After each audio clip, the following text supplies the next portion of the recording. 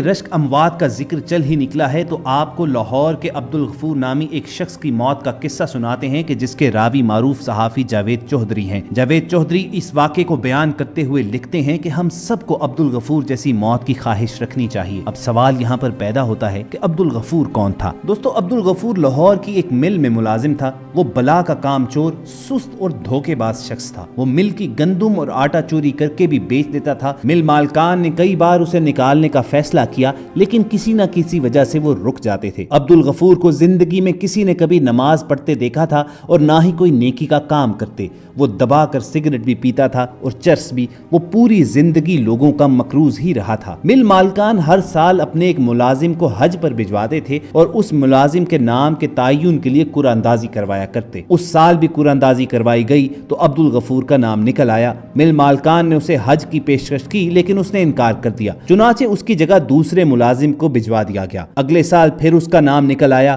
عبدالغفور نے اس سال بھی انکار کر دیا۔ مل مالکان نے دوبارہ قرعہ اندازی کی، دوسری بار بھی اس کا نام آ گیا۔ پھر اس کے بعد تیسری قرعہ اندازی کی گئی تو پھر عبدالغفور کا نام آ گیا۔ تجربے کے طور پر مرتبان میں چوتھی مرتبہ عبدالغفور کا نام ہی نہ ڈالا گیا اور اس کی جگہ خالی پرچی ڈال دی گئی۔ چوتھی مرتبہ پرچی نکالی تو وہ خالی نکلی۔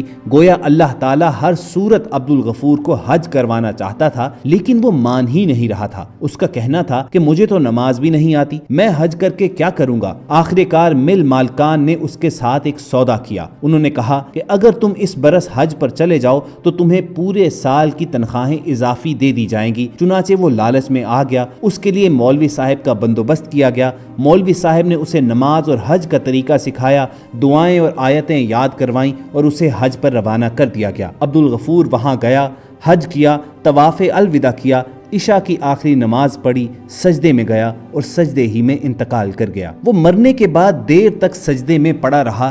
ساتھیوں میں سے کسی نے ہلایا تو معلوم ہوا کہ عبدالغفور تو انتقال کر چکا ہے۔ اب خواتین و حضرات، یہاں پر اللہ کے فیصلے دیکھیے۔ اسی رات حرم شریف میں نمازوں کی امامت کروانے والے ایک امام کا انتقال بھی ہو گیا۔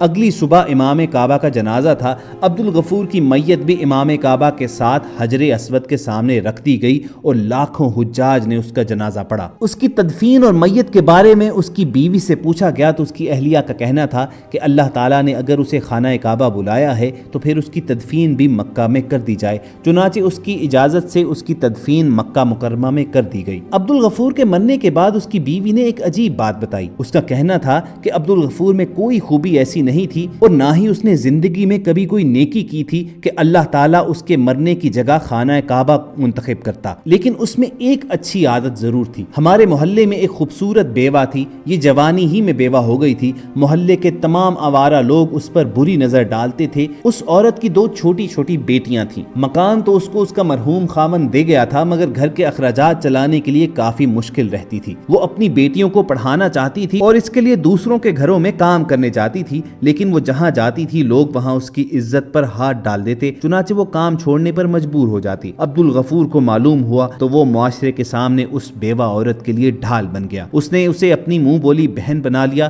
اور اسے گھر بٹھایا۔ اس کی دونوں بیٹیوں کو سکول داخل کروا دیا۔ وہ لوگوں سے قرض لے کر اور مالکان کی فیکٹری سے چیزیں چوری کر کے ان بچیوں کو تعلیم دلاتا تھا اور ہفتے 10 دن بعد اپنی منہ بولی بہن کے گھر راشن بھی دے کر آتا تھا۔ وہ بیوہ عورت وہ سامان اٹھاتی اور ہمیشہ اسے دعا دیتی کہ جا میرے بھائی، اللہ تعالیٰ تمہارا خاتمہ ایمان پر کرے۔ عبدالغفور کی بیوی کا کہنا ہے کہ پہلے پہل ہمیں یہ دعا عجیب لگتی تھی، لیکن ہم چپ رہتے تھے۔ مل مالکان نے جب اسے پچھلے سال حج پر بھجوانے کی کوشش کی تو اس نے یہ سوچ کر انکار کر دیا کہ وہ اگر سعودی عرب چلا گیا تو اس کی بہن خود کو بے آسرا محسوس کرے گی۔ وہ اس برس بھی نہیں جانا چاہتا تھا، لیکن جب مل مالکان نے اسے پورے سال کی اضافی تنخواہ دے دی تو عبدالغفور نے وہ ساری رقم اپنی بہن کو دی۔ وہ حج پر چلا گیا اور عبدالغفور ایمان کی عظیم حالت ہی میں اللہ تعالیٰ کے پاس چلا گیا۔ خواتین و حضرات، ہم میں سے ہر کوئی اپنے دنیاوی مشاغل میں مصروف رہ کر زندگی گزار ڈالتا ہے، لیکن کوشش کرنی چاہیے کہ ہماری زندگی میں اور ہمارے نامہ اعمال میں کوئی نہ کوئی ایک نیکی ایسی ضرور موجود ہو، اور ہر دم اللہ تعالیٰ سے دعا کرنی چاہیے کہ ہمارا خاتمہ بالایمان ہو۔ انہی دعائیہ فکرات پر وائس ڈیلی کی آج کی ویڈیو کا اختتام بھی کریں گے۔ اگر آپ کو یہ ویڈیو اچھی لگی ہو